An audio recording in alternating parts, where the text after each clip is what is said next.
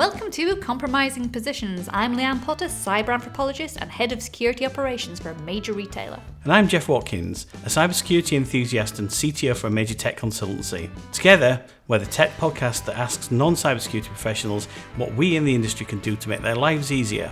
And help make our organisations more prepared to face ever-changing human-centric cyber threats. Welcome to part 2 of our enlightening discussion with Matt Ballentine, engagement manager at Equal Experts. In this episode, we're going to continue the conversation and do a deep dive into the nuances of modern day communication and work dynamics. Do we need to set a new etiquette for engaging in conversations? How do we establish norms when our working environments are evolving? Matt also shares insights on the importance of security in our workflow, the power of networking, and the need for effective communication. And some unconventional wisdom, including my favourite thought experiment ever: what would Dolly Parton do? So sit back, relax, and enjoy part 2 of our interview with Matt.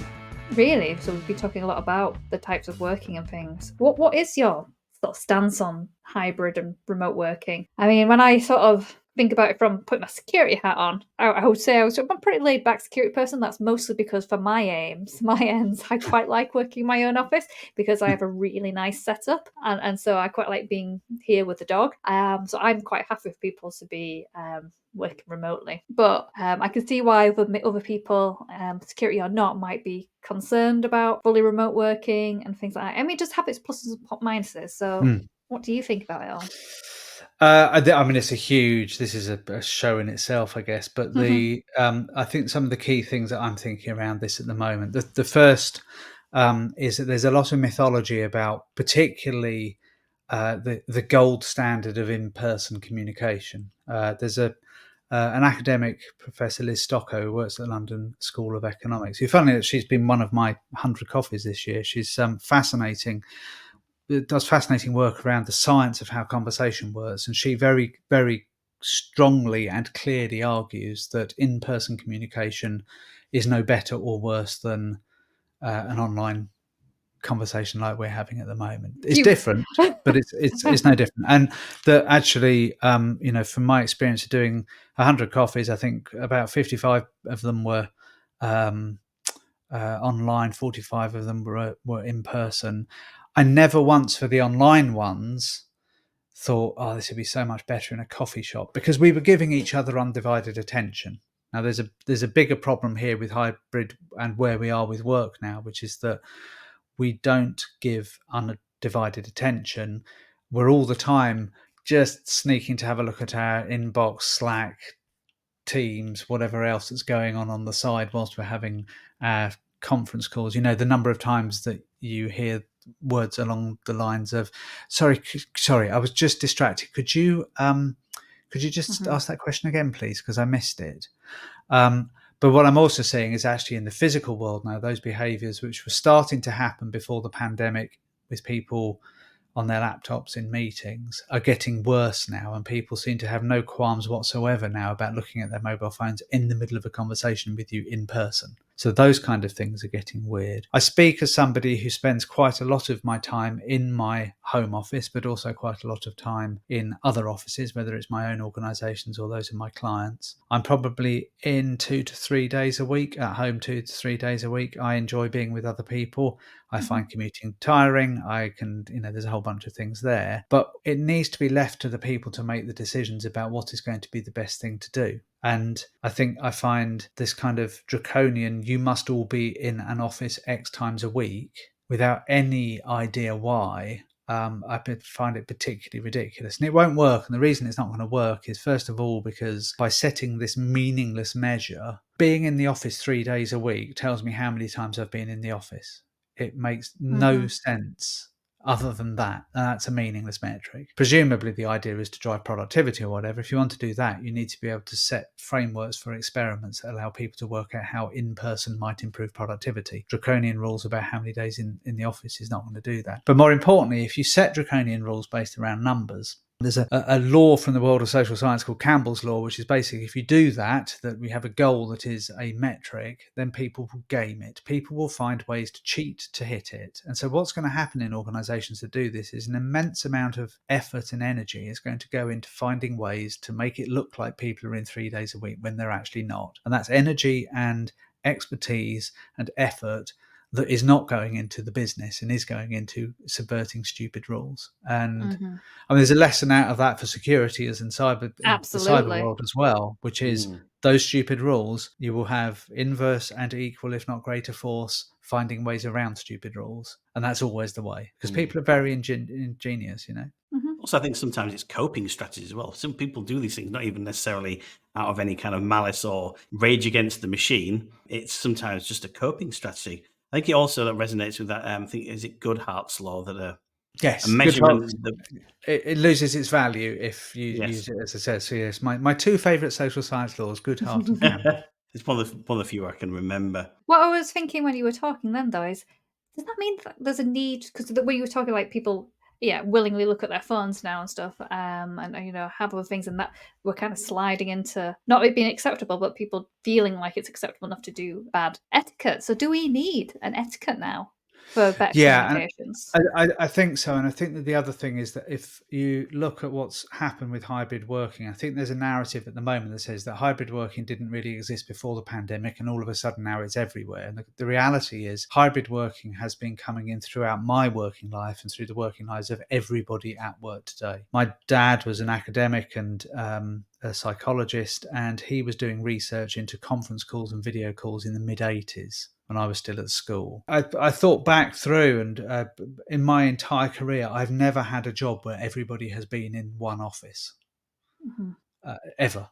And actually, if you look at your own working environment, you'll suddenly find, in the world of retail, how most of the employees aren't in an office, they're in stores, and have been very ill-served by technology for many years. And actually, the pandemic has advanced to allow people who aren't office-based to start to be much better served in many cases, because suddenly people now experience what it is to not all be in the office. And so this isn't new, and it's been happening for years and years and years, but we haven't ever really addressed the fact that the tacit ways of working that were from a previous era about how communication worked and how you built relationships, we never went through an exercise to be able to try to re-engineer those for the reality of modern working. And then with the pandemic and the acceleration of hybrid working, it started to mean that things broke. And some of those things that broke were actually directly related to things around security, because informal ways of working that worked when people were somewhat in the office suddenly broke when everybody was out. Emails that went astray, causing massive security and GDPR problems because I need to open this document, but you don't allow me to open it here, so I'll send it to my personal device. All of that stuff. So I think that there is a need for organisations to actually be very conscious about how are you going to establish new norms for working. But that can't just be, we'll get everybody back to the office, because people aren't all back to an office. We have geographically dispersed organisations, whether within a country or within the planet as a whole. We have weird ways in which people have different shift patterns. We have the strange ways in which people don't necessarily have an office-based job. We have all of these factors, but we have this amazing communication technology that enables us to be able to communicate far more readily than we ever were before, but we don't know how to use it. I think it's a super interesting topic, because I think all of us in this profession, we witnessed this changing of the tide, or something that we thought. Imagine if you'd mentioned it to me in 2018, what was going to happen. I'd have just said that sounds a bit far-fetched. My job just before coronavirus hit, I was working in a SOC, and I was told categorically I could never work from home. It had to be in the office. I was not allowed to take my gear out of the office at all. Like even if I had a delivery coming, had to take the day off, anything like that, categorically, you cannot do this job. And then the day it hit, I was like, oh, okay. It was like it was impossible. Yeah. It was like it was impossible. Like you're asking somebody to break the laws of thermodynamics, and then suddenly overnight we had a new discovery in physics, and then everything changed. And I think it's very interesting. But the thing that never quite, or I think it's very challenging, is the water cooler generative chats, the overhearing something, and the serendipitous kind of chats, the stuff that is really organic, because if you have a time boxed interaction, like a forced interaction that's time boxed, and it's between a set number of people, I find that it's really hard to generate that level of natural flow and serendipity. Yeah, it is. And that's part of the reason why I've done this 100 coffees experiment. This is about saying, okay, how can we be intentional in finding time for unintentional things to happen? Because if we're not, just going back to an office now, because everybody's diary is now down to 30-minute units, and that's not going to change. It's probably not going to happen. I mean, the water cooler was never a thing anyway. But more importantly, even if it does happen in the office, we need to now be able to cope with both the geographic and the temporal dislocation, which means that people aren't all in the same place at the same time. And we need to work out ways that serendipity can happen at scale and not for just the people in the room. I guess the sort of follow-on from that is, and that's probably hard even for people where you actually do want to talk to them, whether they're maybe the most popular team in the company, but I guess a security team, like from an engagement point of view, Nobody wants to engage with them, Yeah, like yeah. on the fly anyway. So let alone in time but box we need meetings. to engage. But we need Yeah. to. But everybody needs to be engaged because this is the crucial function in a business. How can we break some of that barrier down? How can we actually? What kind of communication techniques do you recommend to actually try and break that wall? I think it starts by actually simply just making sure that everybody acknowledges that this is not a side thing to the job or not part of my job.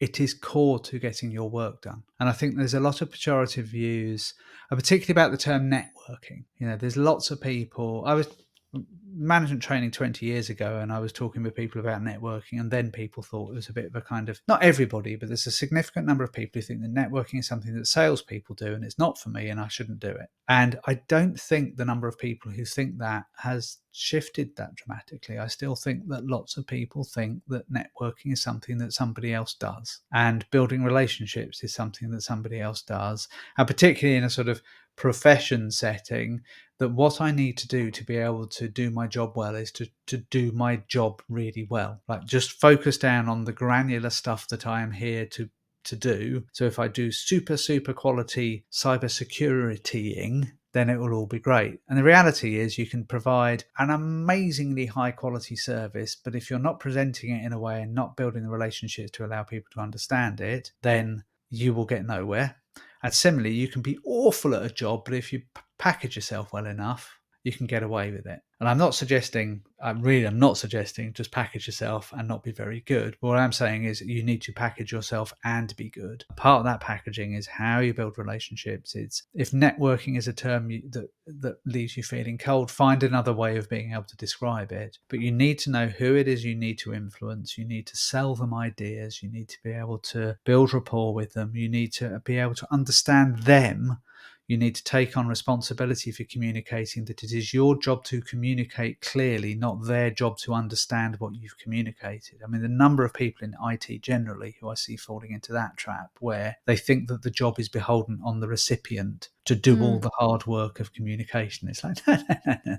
And it's being conscious about this stuff. It's thinking about what you're doing. It's thinking about the language that you use. It's thinking about how do you find time to have conversations. It's asking for those conversations. There's quite a lot in that, but the starting point for that is saying this is part of my job, not, I'll do that next week because I've got an important spreadsheet to complete. Yeah, definitely. And I could almost hear my mum saying, if you don't ask, you don't get, as well, that kind of thing.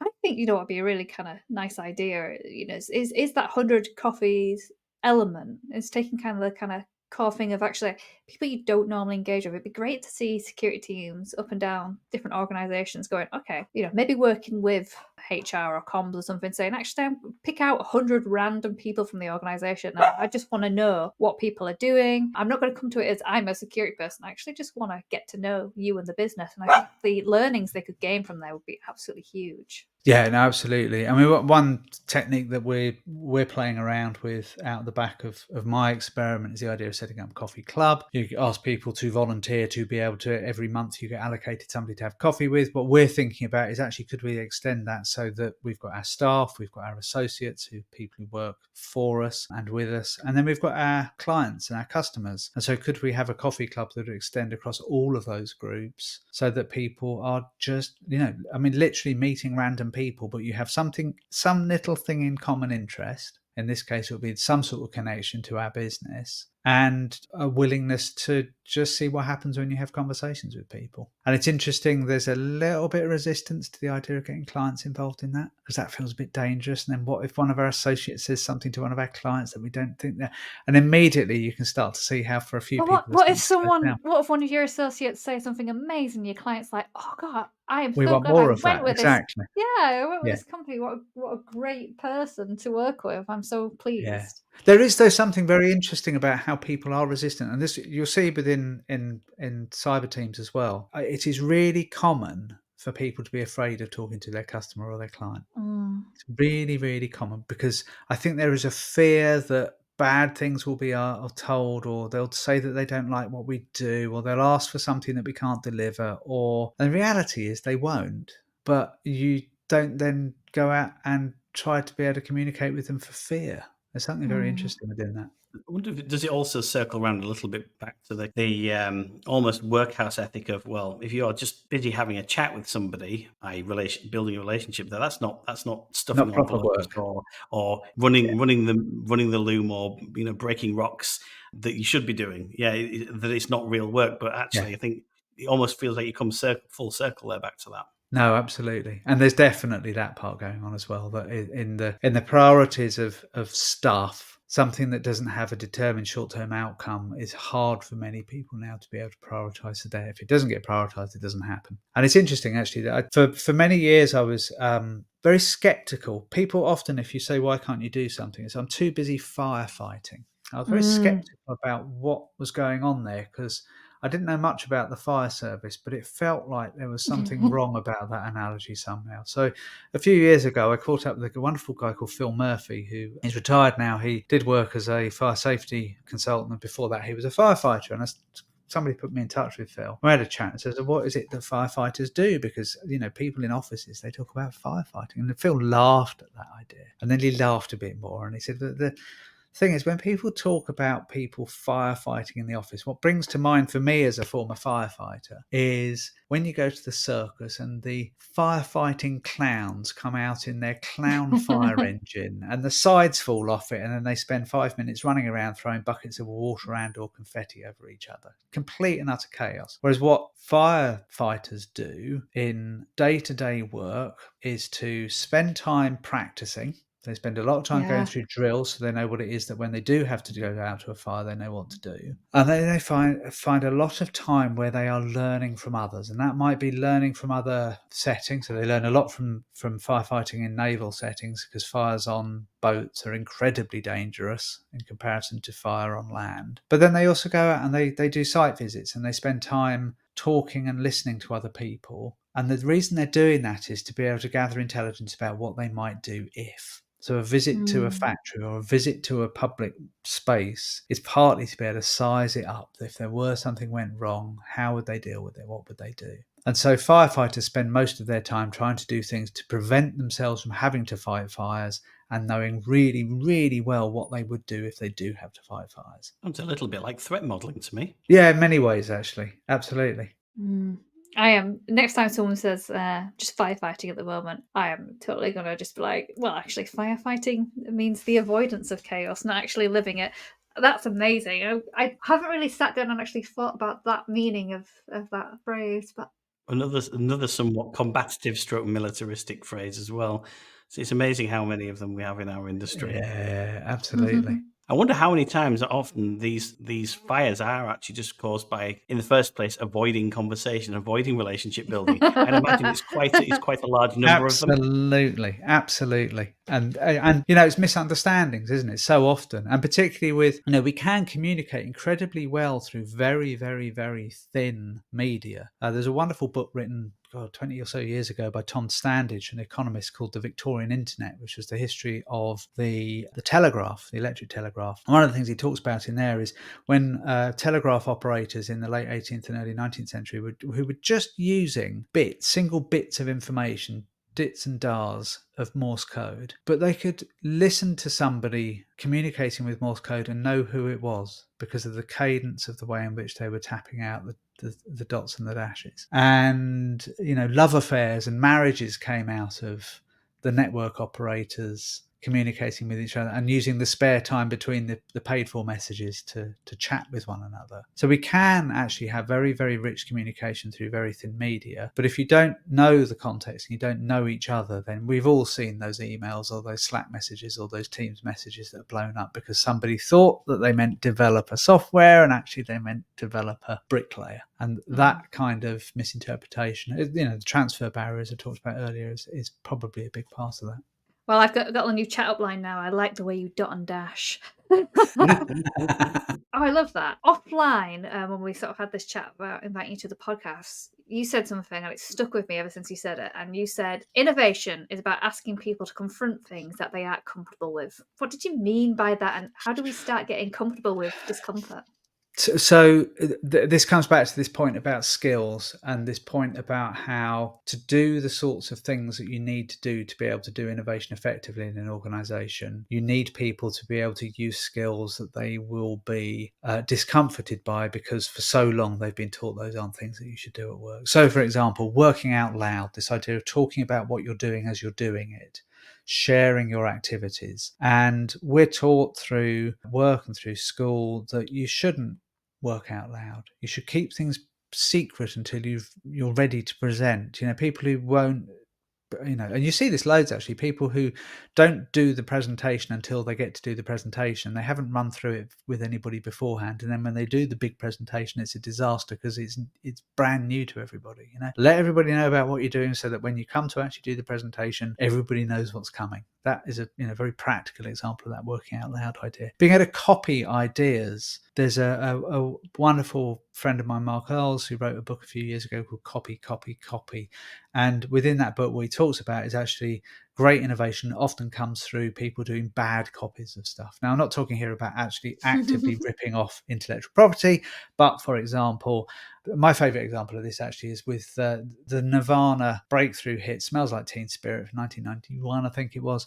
An amazing piece of music, huge cultural significance, had a massive impact, brought grunge from Seattle to the world, launched Kurt Cobain's relatively short career, launched Dave Grohl's much longer career. Amazing thing. That song was Kurt Cobain trying to sound like the Pixies. Now, if you know the Pixies and you know Nirvana, you know that there is some similarity, guitar-based music, but that Smells Like Teen Spirit sounds nothing at all like a Pixies song. But by trying to copy and doing it badly, he came up with this amazing piece of music. Now, we are taught copying is bad, end of. But actually, by trying to ape the acts of others, you can get some really interesting. So if you want to know about how you might improve your cybersecurity, daft things maybe, but okay, how can we improve our cybersecurity and how can we improve our communication? How would Dolly Parton do it? Now, that is an idea that I think could lead to some amazing ideas. And I also know that would be completely out of the comfort zone for an awful lot of people, because what on earth are you talking about Dolly Parton for? We've got big, roughy-tufty, militaristic stuff like cybersecurity to deal with here, not stuff with, gold lame and sequins. What are you talking about, Matt? And it's that kind of thing. To me, that's thing. the cybersecurity world I want to work in, to be honest. I think I'm slowly getting there with my leopard print. Anyways, when I wear in the office. So. But that's the sort of thing I mean about being able to confront discomfort, because actually what for many people would be like, that's just, no, not doing that, thank you very much. Those are the kind of things, those are the kind of thought processes, those are the kind of exercises that you need to be able to do to come up with better ideas. Because just staring at what you do at the moment and going, what will be better, how do we innovate it, it's not going to come up with any great ideas. And I think that's precisely the sort of what this podcast is about. This podcast is literally about copying the ideas of other departments and other teams. So getting people like yourself in, Matt, and going, we're not, acknowledging security as an industry. We're not doing this great. So how are our brethren in other areas of the IT team, other areas of, innovation, that's not necessarily technical. How are you all doing it? And can we copy it? That's the whole purpose of this podcast. Is people might be listening going, when they get to the cybersecurity bit, it's all about cybersecurity. It's all how do we do things better? Yeah. How do we speak to each other, communicate? How do we consider the fact that people are working hybrid, remote, and how people time their days and think about things that way? It all plays into cybersecurity. It doesn't all have to be about phishing. It doesn't all have to be about ransomware.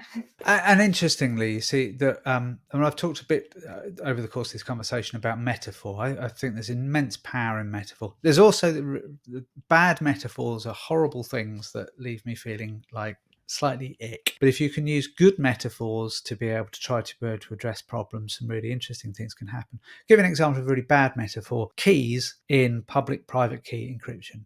A key in public-private key encryption is nothing like a real key. If you think about it, it's multidimensional. It can only exist in certain states. Except there's ones that anybody can see, and it's nothing like a key in a lock. But it leads to, because of that bad metaphor, ludicrous ideas like what's been coming out with some of the recent government legislation that says that you can have a backdoor to every end-to-end encrypted public-private key encryption mechanism, fundamentally not understanding that's not how it works. There is no skeleton key, you muppets. It's not like that. So bad metaphor, really bad. I reckon the government probably do think that, though, to be honest. Oh, no, let's not go there. One of the previous Australian prime ministers once said, quite famously, "I don't care about the laws of mathematics. What counts here is the laws of Australia." Like, I don't think you quite understand how that works. Yeah, it's well. Anyway, but so good metaphor. My grandfather was a physicist, and he spent most of his career working in the telecommunications industry. Set up satellite earth stations. He was involved with the development of microwave links. He was involved in the design of some of the circuits of transatlantic TV. He designed thermionic valves, the predecessors of transistors. Amazing man. His last gig was working for Lianne, the food manufacturers, and he spent his entire career working in electronics and electronic engineering, and his last gig was involved in how could they improve the packing of orange juice at their factory in North London. He had no knowledge of fluid dynamics because he was a physicist who'd specialised his entire career in electronics. So he had to come to it using metaphor, and what he did, I think it was something to do with capacitance. He's a far brighter man than me.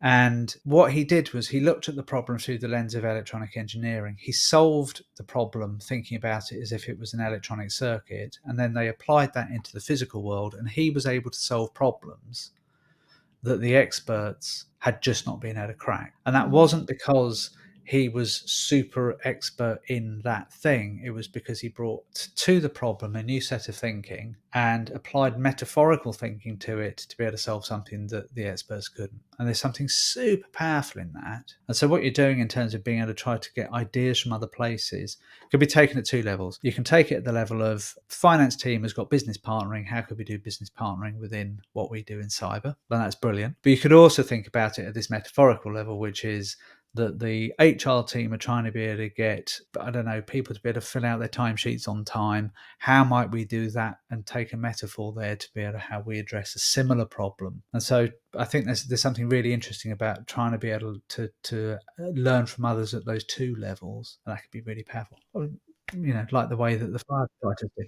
Yeah, totally, because the point of a metaphor is utilizing existing knowledge bases, and we come into, as cybersecurity professionals, we start this conversation, we said we talk in military metaphor. That doesn't help because not everyone's in the military, but we also have this unfair expectation that if we bamboozle people with business-like terms, like zero trust and things like that people are going to be impressed by us. They're not. But utilizing metaphor and turning some of these complex technical concepts, in which there are many in cybersecurity, into something someone can actually relate to and understand that's in their mental model, that's extremely powerful.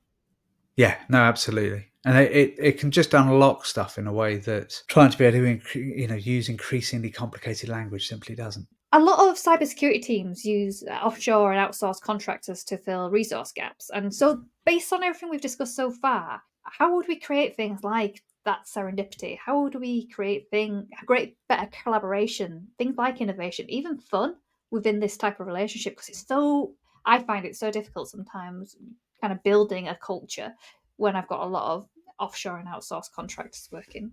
A few things that we've been, I don't think there's a magic answer to this, but a few things we've been trying. First of all, is to think of the team as a whole rather than thinking of it as a team that's made up with three teams of people from different organizations and structures. The next thing is to be really super conscious about the fact that, particularly if you've got different time zones involved, that you're having to be able to span across time zones.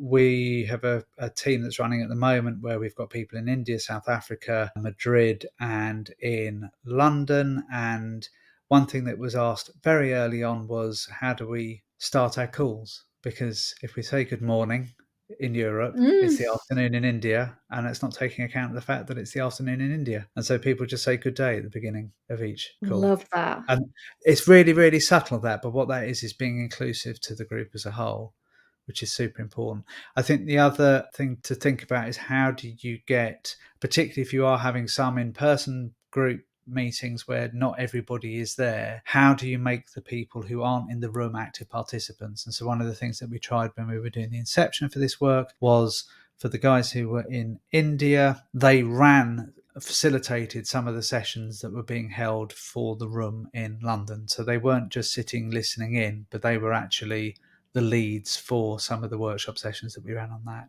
So again, just thinking about, how do you make this a bit more equal? How do you make it so that everybody is participating rather than just some people listening, and just being aware consciously of the fact that people are distributed in time and in geography, and so therefore you just need to be a bit sensitive. And I'm not meaning in terms of, there's a whole bunch of cultural sensitivities, but potentially if you've got people coming from different nations and different cultural backgrounds. But I'm thinking very specifically things like here, what time of the day is it? It's different in different places. Therefore, use terms that are not going to annoy some people because it's not their morning. And again, if we tie that all back to what we've discussed, that there's that final thing about etiquette. So I love that, is, the new etiquette for your teams is, you don't say good morning, good afternoon, say good day.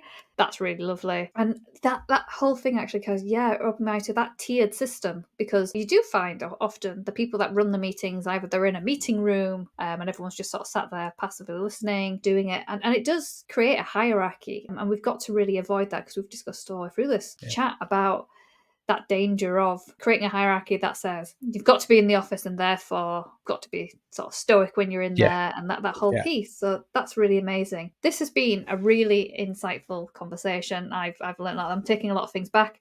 If anything, it will be to start my Monday morning meeting going, what would Dolly Parton do? I think that will be our new phrase going forward. Would you be so kind to let people know where they can find you, where they can find more about your insights? You have your own podcast, for example. Yeah, so there's a few things. A podcast which have been running for, we're just into our 8th year now, I think, called WB40, which is a very bad pun based on the fact that my co-host name is West and my name is Ballentine, and we tried to make it about 40 minutes long, but usually fail. That's at wb40podcast.com. If you want to find out about the play cards and that whole thing around the model for innovation skills and thinking, that's at Stamp London, which is all one word, stamplondon.co.uk, and you can find out about the cards there. And you can find me on LinkedIn, and increasingly not on Twitter, but I still have a username there, which is Ballentine70. So any of those, or just search on the internet. I've posted enough over the years, so if you search for Matt Ballentine, you'll find me probably, rather than the carpenter in New Zealand. And are you still up for a coffee? Oh, absolutely, yes. If you want to sign up for a coffee, I can do them in person in London usually, or online, and you can sign up for that at calendly.com/Matt-Ballentine. There you go. So if you want to continue the conversation with Matt, you literally can with a coffee, but Absolutely. remember, it's not agendered, so try and work it in somehow. It's been fantastic, and thank you so much. And all that information will be in our show notes as well. Thank you so much. And good day. Thank you. Working 9 to 5. What a way to make a living. Oh, God, that's awful. More like, what a way to end a podcast. Well, I thought it was good. What these 2 episodes have really shown is that your work environment can have a deep influence not only on your performance, but of those around you. I feel like there's loads of implications here from a cybersecurity perspective, which can be really far-reaching. Yeah, it might not be something that cybersecurity professionals can individually solve, especially if that's your working culture, but acknowledging that impact and influence can help you shape how you approach human risk and build relationships. If you've enjoyed this episode, remember to reach out, set up that coffee club, and embrace the change that our evolving work landscape brings. Well, we hope you've enjoyed this episode. Keep safe, keep secure, and don't forget to ask yourself, what would Dolly Parton do?